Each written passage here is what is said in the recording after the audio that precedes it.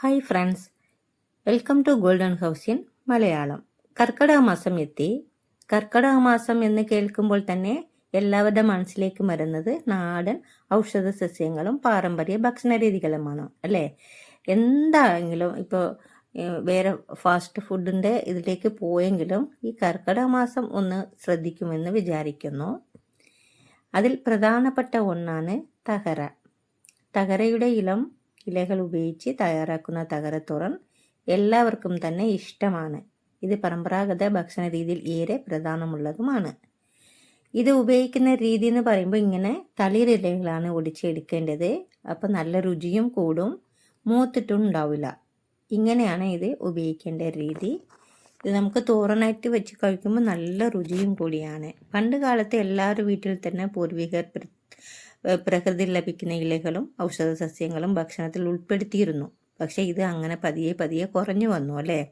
നമ്മളെ നാട്ടിൽ ഇപ്പോഴും നമ്മൾ എല്ലാ പച്ചക്കറികളും എല്ലാ സീസണിലും അതാത് സമയത്ത് എന്ത് കിട്ടുന്നോ അതൊക്കെ നമ്മൾ കഴിക്കാൻ ശ്രദ്ധിക്കാറുണ്ട്. പക്ഷെ ഇവിടെ കേരളത്തിൽ ഞാൻ നോക്കിയത്തോളം കർക്കിടക മാസമാണ് കൂടുതലായിട്ട് ശ്രദ്ധിക്കുന്നതായിട്ട് എനിക്ക് തോന്നിയിട്ടുള്ളത്.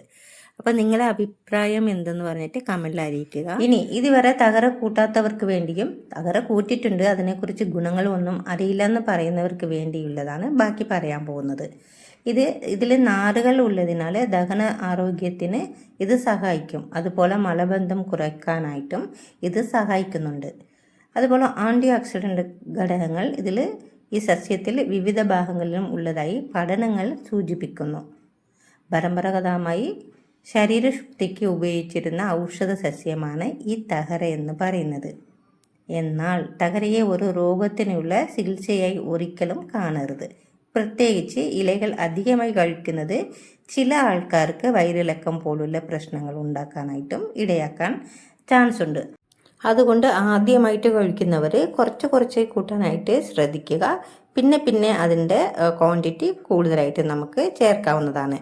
ഇപ്പം ഈ തകര എടുത്തെങ്കിൽ എല്ലാ ദിവസവും തന്നെ തകര കൂട്ടാനായിട്ട് നിൽക്കണ്ട, മാറ്റി ഉപയോഗിക്കാനും നമ്മൾ ചിലതൊക്കെ മരുന്നായിട്ട് ഉപയോഗിക്കുന്നത് ഇത്ര കാലം ഉപയോഗിക്കണമെന്നൊക്കെ ഉണ്ട്. അതൊക്കെ നമ്മളായിട്ട് സ്വന്തം ഒരിക്കലും ചെയ്യാൻ പാടില്ല. അത് ഒരു വൈദ്യരോട് ചോദിച്ചിട്ട് അവർ പറയുന്ന പ്രകാരം വേണം. പഥ്യമൊക്കെ ഉണ്ടാവും, ഉപ്പില്ലാതെ ചില ആൾക്കാർ ഇങ്ങനെ ഇതൊക്കെ കൂട്ടാൻ പാടില്ല, അതെല്ലാം പറഞ്ഞു തരുമായിരിക്കും. ആ രീതിയിലാണ് നമ്മൾ ചെയ്തു പോകേണ്ടത്.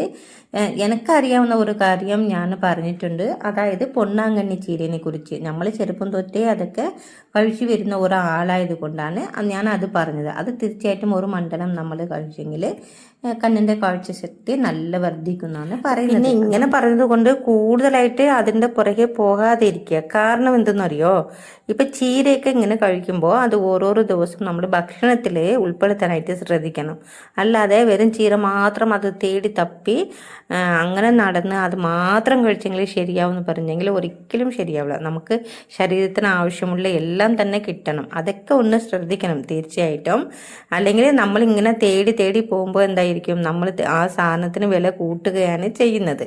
അതൊക്കെ ഒന്ന് നമ്മളായിട്ട് ശ്രദ്ധിക്കണം, നമ്മൾ അറിഞ്ഞ് ചെയ്യണം എന്ത് കാര്യങ്ങളും. കാരണം ഇങ്ങനെ പറയാൻ ഇപ്പോഴാണ് ഭയങ്കര ട്രെൻഡിങ് ആണ് ഈ പൊന്നാങ്കണ്ണി ചീരയ്ക്ക്. പക്ഷെ അങ്ങനെയല്ല, നമ്മളെ നാട്ടിലെല്ലാം ഒരു കെട്ടിന് 10 ഉറുപ്പക്ക് ഒരു കെട്ട് കിട്ടുമായിരുന്നു. ഇപ്പൊ കുറച്ച് കൂടി അങ്ങനെയാണ്. അപ്പൊ അങ്ങനത്തെ ഒരു സാധനം ഒരു തണ്ടിന് 20-30 ഉറുപ്പക്ക് കൊടുത്ത് വാങ്ങുന്ന ആൾക്കാരും ഉണ്ട്.